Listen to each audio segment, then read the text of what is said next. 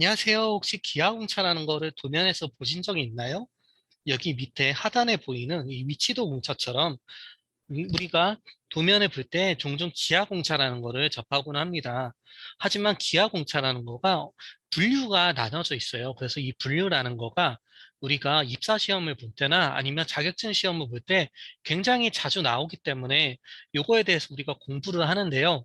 사실 이거 구분법이 되게 애매하고 좀 처음 보시는 분들한테는 어려워가지고 이게 굉장히 혼동이 돼서 제가 오늘 그거를 좀 해소하고자 이 영상을 만들게 되었습니다. 그래서 GD&T라는 거는요, 어디까지나 이제 Geometry, Dimensioning and Tolerancing이라고 해서 이제 톨러런스라는 게 공차라는 뜻이거든요. 이게 인문학에서 말하는 톨레랑스라고 하는 관용이라는 표현이에요. 그러니까 우리가 어떤 제품을 만들 때 어떤 제품을 무조건 정치수로만 만들면 분량이 계속 나가지고 제대로 제품을 양산할 수가 없어요. 그렇기 때문에 양산을 하기 위해서는 톨러런스라는 게 중요한데요. 그래서 그 톨러런스가 이제 어떤 제품에 어디까지 관용을 베풀 것인가에 대한 얘기예요. 그래서 오늘은 GD&T 기하공차의 분류를 하는 방법에 대해서 어떻게 그거를 암기를 쉽게 할 수 있지에 대해서 안내해 드리도록 하겠습니다. 네, 시작할게요. 그림은 위키피디아에서 가지고 왔어요. 그래서 이제 우리가 도면에서 앞서 보신 것처럼 간혹 도면에다가 공차를 그냥 안 적으면은 가공업체에서 완벽하게 치수를 정확하게 정치수로 제작하지 않으면 다 불량으로 해가지고 우리 제품 무조건 공차 없이 어, 제품을 아주 정치수로만 완벽하게 만들어 주세요. 뭐 이렇게 도면에 그리시는 분들이 있는데 근데 사실 그게 그렇게 도면에다가 공차를 집어넣지 않게 되면요. 어떤 일이 벌어지냐면요.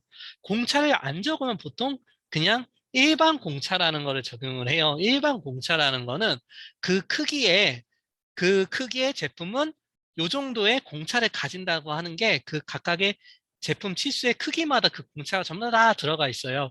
그래서 여러분들이 뭔가 공차를 제대로 집어넣지가 않으면은 오히려 여러분들이 설계자 입장에서 가공업체한테 크게 한번 잘못된 제품이 막 만들어져가지고 되게 곤혹스러울 수도 있어요. 그래서 가급적 필요한 곳에는 꼭 공차를 집어넣으시는 거가 중요합니다. 근데 공차를 집어넣는 방식에 있어가지고 이제 우리가 치수에다 넣는 그냥 공차도 있지만 오늘 배우는 그런 기하공차라는 거가 있는데요.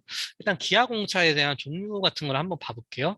여기서 위키피디아에서 이제 제가 기아공차의 종류에 대해서 가지고 와봤는데요. 기아공차의 종류가 되게 많죠. 또 옆에는 뭐 이게 구분이 이렇게 되어 있고, 여기는 뭔가 기호 같은 게 이렇게 써 있고, 기호로 나타내는 이게 각각이 뭐라고 영어로 막 써 있는데, 이게 좀 영어로 되어 있으니까 불편하잖아요. 그래서 제가 한국어로 번역을 했어요.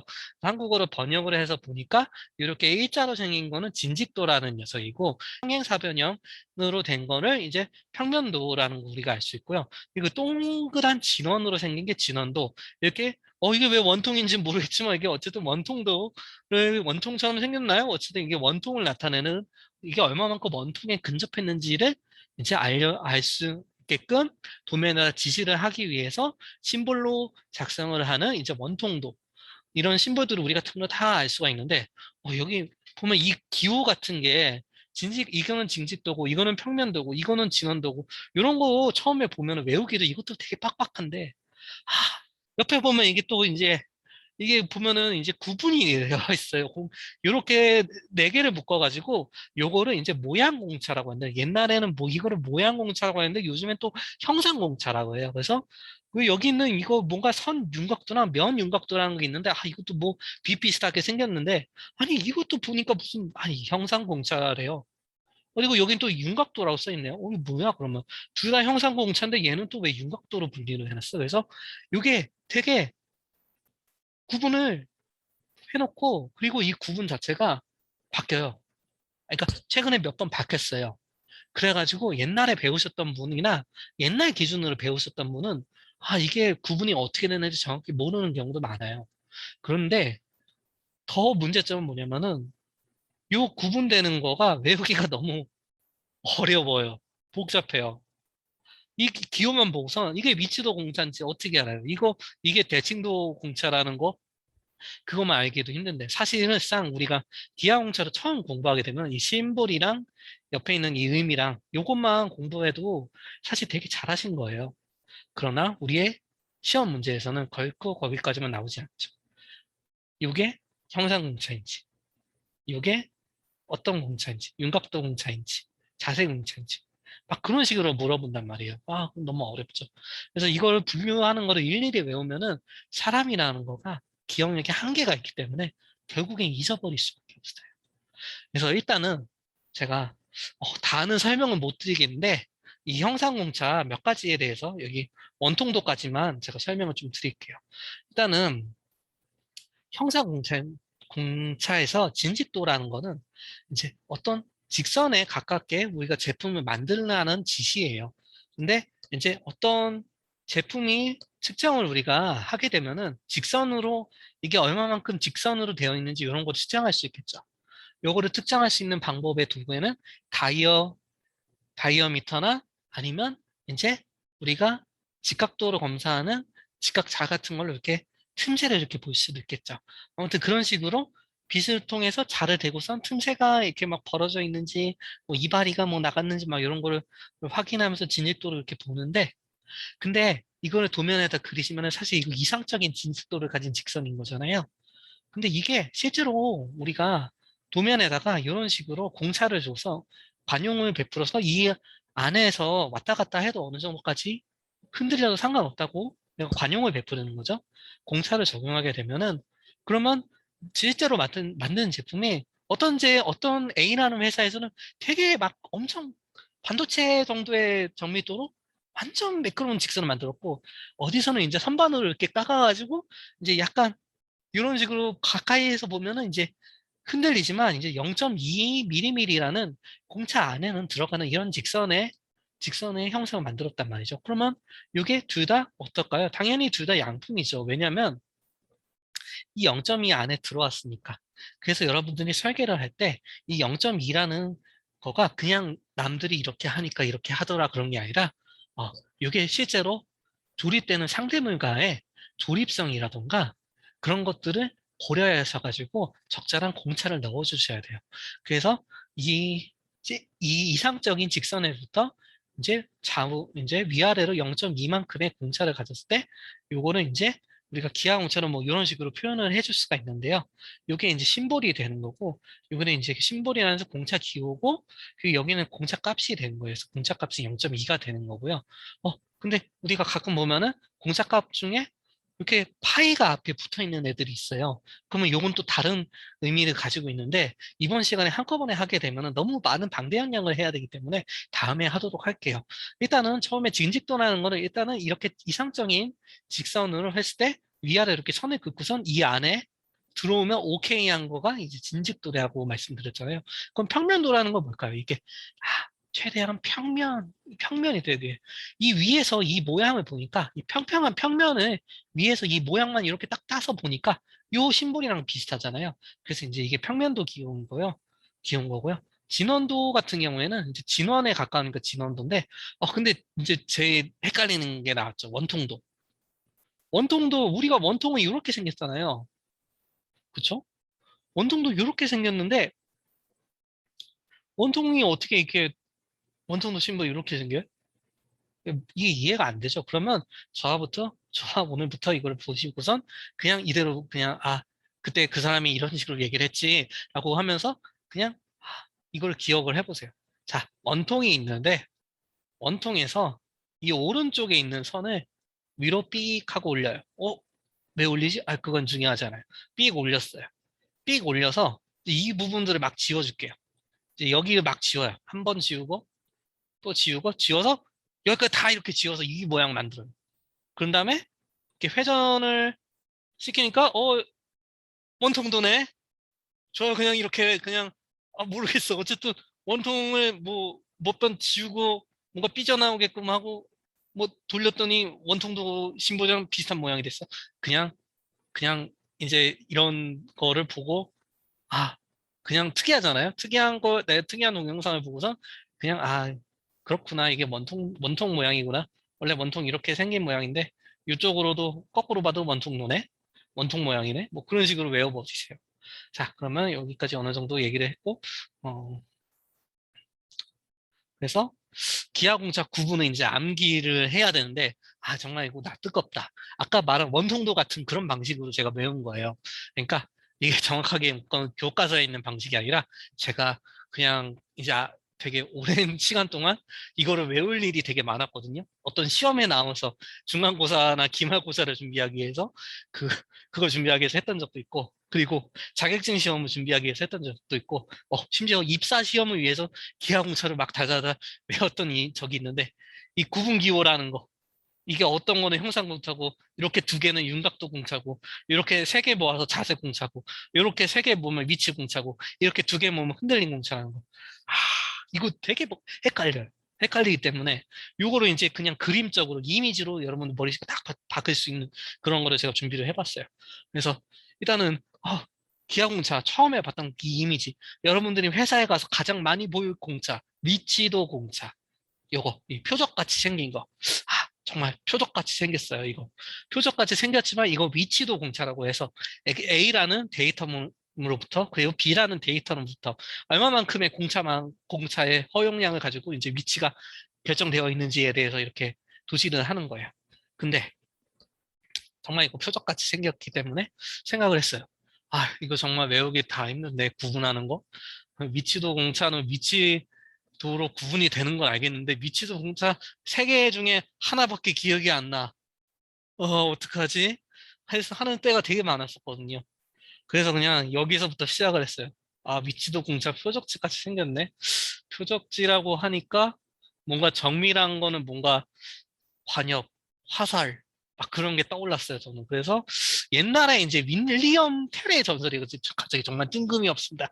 윌리엄 텔의 전설이라는 게 있죠. 이제 합스부르크가라고 해서 오스트리아랑 이제 독일에서 이제 빵빵한 귀족 가문이 이제 스위스에 있는 우리가 사는 주란 뜻이 아니라 얘네 마을 이름이 이제 우리주예요, 우리라는 게 얘네 이름이라고요.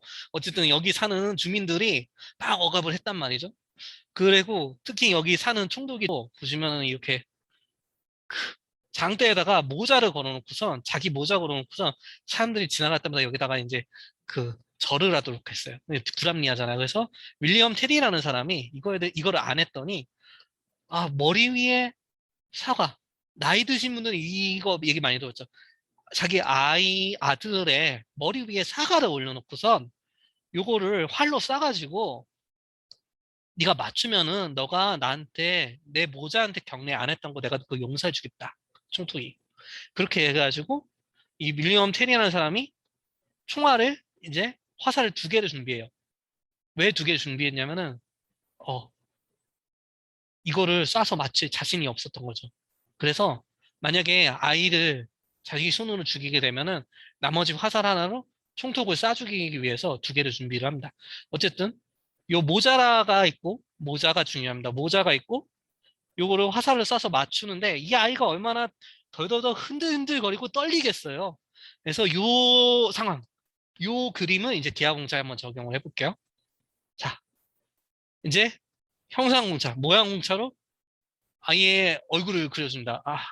그래요. 나도 부끄러워요. 얘기를 하면서. 하지만 이렇게 그려놓으니까 이게 다음부터는 안 잊어먹더라고요. 그래서 요게 이제 진직도, 그리고 진원도, 그리고 원통도, 그리고 평면도 이렇게 요게 이제 아이의 얼굴은 이제 형상공차, 모양공차. 옛날에 모양공차 그랬어요. 모양공차라는 게 있어요. 근데 아까 앞에 얘기가 왜 벌어졌어요? 모자의 절을 안 해서 벌어진 일이잖아요. 그렇잖아요? 모자의 절을 안 해서 벌어진 일인데, 그 전에 이제 아이가 눈썹이 없네? 일단 눈썹을 먼저 그려줍시다. 그래서 눈썹은 이제 윤곽도로 그렸어요. 여러분들 아이라인 그릴 때도 윤곽 먼저 그린 다음에 안에 이렇게 채부잖아요. 예, 그렇습니다. 그래서 그냥 저는 이렇게 외웠어요. 이렇게 해서 윤곽도다. 이렇게 얘기를 하고. 자, 아까 얘기했지만 다시 얘기해서 모자가 중요하다. 모자가 그랬잖아요. 얘가 모자. 자세공차가 이제 모자를 씌운 거죠. 옛날 이제 그 시대에 모자란 게 어떻게 보면 여기 끝이 약간 뾰족하고 중절 모자 같이 생겨서 깃발이 이렇게 꽂혀 있잖아요. 예, 그래서 고정대로 모자를 씌워주면은 뭐 이런 형태가 되죠. 여기 눈썹도 있고. 그래서 모자. 그래서 자세공차가 이제 이렇게 되어 있어요. 그래서 요거를 이제 외우세요. 아, 이렇게 생긴 모자. 깃대가 있고, 여기 중절모에 경사도 이렇게 되는 건 모자로서 이제 이런 모양이고, 사람 얼굴이 있고, 그리고 위치도 공차는 이런 식으로 머리 위에 표적이 있는 거죠. 아이 머리 위에 사과 표적이 있는데, 화살을 슝 하고 쏴가지고 요거를 맞추는 거죠. 그래서 요렇게 세 개를 모아서 위치 공차. 위치 공차. 그럼 이 아이가 지금 어떻겠어요? 흔들리겠죠. 이렇게 이때 사람들이 막 주면서 막 술렁술렁거리고 흔들흔들 거렸을 거 아니에요?